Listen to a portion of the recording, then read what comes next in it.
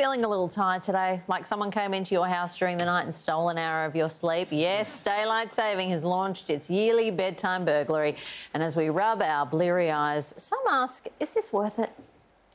Daylight saving. Some people love it, some don't notice it, and many are determined to ditch it altogether. I want to end daylight savings time. I hate when it gets dark early. But in the age of automatic phone updates, it's no longer the tedious winding of clocks that's the top concern, but the potential health effects. The transition onto daylight savings time has been linked with a loss of sleep, and quite a considerable one. And this loss of sleep is also thought to be linked to an increased risk of stroke and heart attack, and then also with the change of lighting conditions as well, there's also an increase of early morning motor vehicle accidents.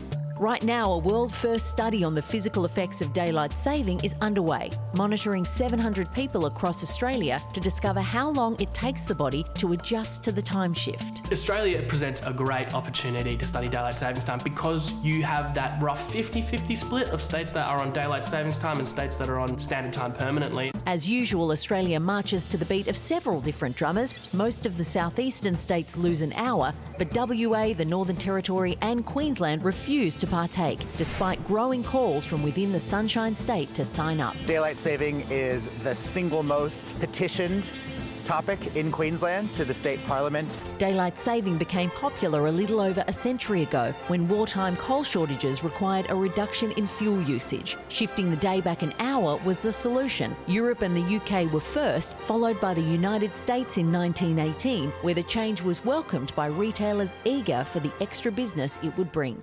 Victory! Congress passes Daylight Saving Bill. Get your hoe ready.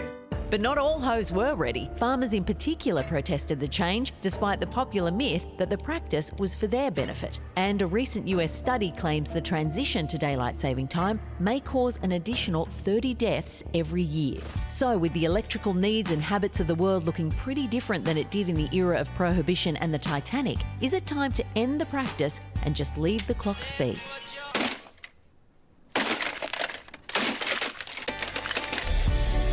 All I'm asking, whatever happens, can we all just get on the same page with it? That's all I'm asking. What do you mean? If the Eastern Seaboard is all at the same time, like, okay, if someone invades, one state is coming to the war an hour late. Do you understand? Like, everyone's in it, and then Queenslanders to turn up and go, oh, what's going on? I'm already on me Bundy. Where's the fight? Like, do you know, can we just line it up? That's Also, all I'm asking. can you just not... Do we have to ruin everything that's good? You know, it's like, do we have to talk about there's 30 deaths a year? I really like daylight savings. You know, it's nice. Oh, it's a pesky thing, those 30 deaths, isn't it, Ray? No. Like, are we really saying that we're an extra hour of, like, staying up later, we're all going to die and, like... Because I'm sorry, I like it. Okay? I don't want 30 people to die. Don't get me wrong. I don't want 30 people to die. But just we always have to do a bloody study that ruins everything. But don't you reckon, though, like, because now with everything's kind of digital and it flicks over automatically, You wouldn't so know you it's barely happened. notice it. However, for the next 6 months, I've got 2 clocks in my car. Oh, yeah, the car. They're gonna be Always an hour behind. Microwave clock and the car clock will never get changed. I know, I know. And then you go around and visit your parents and they do like the 5-minute forward because my mum likes to be early to stuff. And I'm like, yeah, oh, you like that? yeah. Oh, my mum and you should talk.